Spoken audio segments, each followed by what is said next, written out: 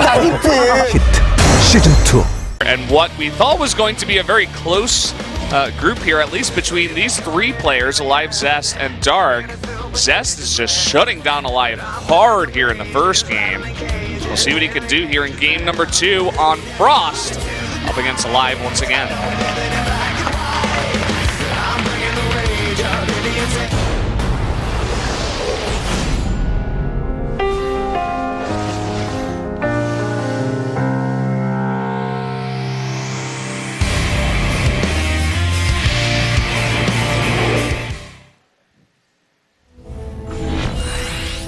Here we are on Frost for game number 2. Down in the bottom left in the red, the Terran player down a game.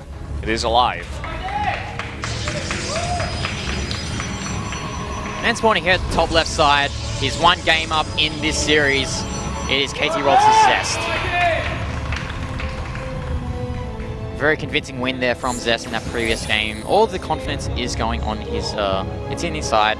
aLive probably feeling a bit shaken up that he lost a, you know, in his standards, a very silly loss for him. Yeah, I mean, you could see it on his face. He kind of just took a big gulp. He swallowed. He's like, uh-oh, here we go. Not the way I wanted to start off this series.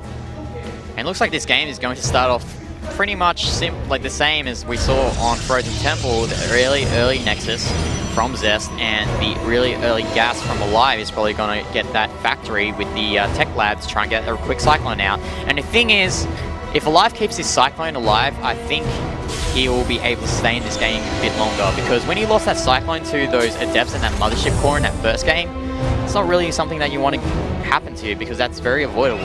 Yeah, essentially everything went wrong in that game for aLive. Outside of the first unit that he picked off, he then went on to lose his Cyclone, and then he took a bunch of damage in both Marines and SCVs when Zest attacked. And then, of course, his army was out of position there at the end of the game. So, see if he can mix it up here a bit. Yep. We haven't seen that tech lab yet, though, from... Okay, there we go. A bit of a late tech lab there from aLive, so he's not really he doesn't really have that urgency to get the Cyclone as soon as possible. Just wants to get a couple of more Marines out of that barracks before turning that factory with the tech lab into what is most likely going to be the Cyclone. And he is going to follow that up with the second Rax, looking very similar to the build we saw in the first game. And let's see what Zest wants to do this time around. We did see the Stargate the first time, but this time it's just robotics tech very early on, a bit more standard in the matchup. Wouldn't be surprised if we see a Twilight Council come very soon after this. Yeah, the very flexible build in this matchup is getting that Twilight Council with that robotics facility, because you can transition into so many different things with that Twilight Council. You can get Blink, try and control the map. You can get those quick Dark Templars with the Warp Prism to provide pressure onto your opponent, or you can get the Resonating Glaives for the Adepts.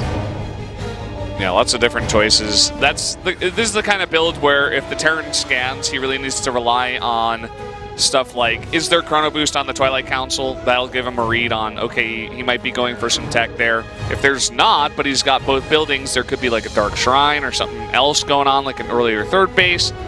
Also the gas count as well, that expansion. If he sees the two gases, then it's probably going to be the Dark Temple play bed. Oh, is this Cycling going to snipe? No, it doesn't. That was very close from Zest. Zest actually freaked out a bit. He pulls the probes. He could have just, you know, sat that Mothership core out of range, you know, outside the vision there, up on the high ground. Well, and now he's losing all of his probes here at the natural. This is so weird, because where are the units of Zest? He did send that Adept to the main base. Whoa. He tries to snipe it off, though. Unfortunate for aLive there, but he trades, what, that one Cyclone for 7 probes? That's pretty good. Yeah. And he knows that the Oracle isn't coming out. It's going to be the Dark Shrine play, though. This is where Zest is like, well, I just took a crap load of damage. Let's hope that he doesn't make turrets, and maybe I can get back into this game with Dark Templar. And I don't blame him for this kind of play. We already do see the Engineering Bay coming up, though. Somehow this Adept is still alive. Okay, it does get poked there by the SCV. That's the most hero SCV I've ever seen in my life, taken out an Adept. But yeah, the question is now for Zest, how much damage can he do with this Dark Templar play? Because it did lose a considerable amount of pros from that weird Cyclone attack that aLive did. And in this situation, we see that Actually, no, there's a nice work count for Zest, 40 probes and 33 SVs, but you gotta remember, Terrans have mules. That they do. The Dark Shrine does finish up. He's going to warp in 3, actually. Big commitment here. And already 2 missile turrets are done. 1 in the natural, 1 in the main. So I think his only hope is to either try to snipe the missile turret or just go straight. Oh, no! Oh, that's not what Zest wants in this situation. And there's that turret. He's treading on thin ice here because that War Prism is on so low health. Actually, oh, there was a Widow Mine sitting there just before. Ooh. Oh, so close. And now aLive sees the DTs too. And is he going to save his scan, or is he going to try and scan and kill this? Okay, he's going to scan and kill this, but there are 2 more DTs out here for Zest. He's going to take out this turret, but I'm pretty sure there's a turret in the mineral line as well. And I love what aLive's doing here. He's buffering between the War Prism and the Dark Templar so that the War Prism can't come in and pick it up. That's a really nice move there from aLive. Yeah, very, very smart. I also like what Zest is trying to do here, make him use the maximum amount of scans possible, where you just send in 1 DT at a time and you don't get too aggressive with it. You stay outside the range of the detection and force them to use 3 scans here. Yeah, this harassment isn't over just yet. There is still 1 Dark Templar for Zest, but oh, there's another turret. It's going to see this. And we're going to see a counter drop, and there's not really much of an army back at home for Zest, is there? Yeah, not really. He's got 6 Stalkers. He's really going to have to rely on overcharges here. And here come the Medivacs. 1 good overcharge, and aLive does not commit. Is he going to lose his Medivac with the units? Oh no, that is disastrous for aLive. Oh, did he just lose the boost or something? I think he boosted in or something. He just couldn't get out. And the better option would have been just to bait the overcharge and just run back, because there's no real besides the Stalkers, there's not really much that Zest can deal with the drops. Yeah, very unfortunate there for aLive. And not the best control we've seen out of him so far. Well, it's not the end of the world for him. Zest is taking his 3rd base, while aLive is building his own 3rd command center. And this is a trademark vintage Zest that we're seeing here, just being very obnoxious with these Dark Templars.